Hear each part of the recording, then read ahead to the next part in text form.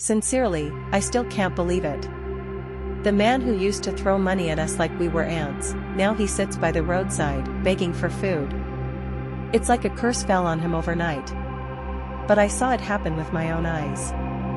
His name was Mr. Kofi. Everyone in our town feared and respected him. He had the biggest house, the nicest cars, and a voice that could make a grown man shiver. He wasn't just rich, he made sure you knew he was rich. If you owed him money, he didn't care if your child was sick or if your farm had burned down. He would send his boys to take your land, your house, even the shirt on your back. People whispered that he used dark powers to keep his wealth. Others said he was just ruthless. I used to work at his factory. I saw how he treated people. He would fire someone just because he was in a bad mood.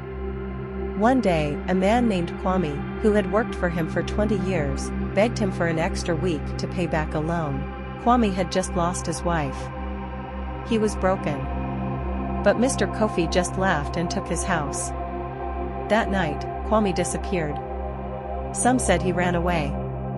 Others said he cursed Mr. Kofi before he left. Then things started happening. First, his businesses collapsed, one after the other. His trucks broke down, his workers left, and customers stopped coming. At first, he didn't care.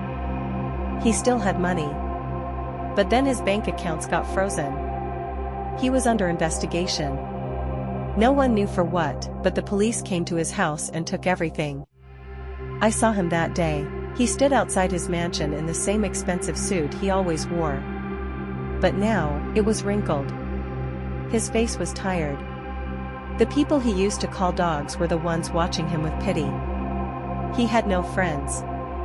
No one offered to help. Even the ones who used to bow before him avoided his eyes.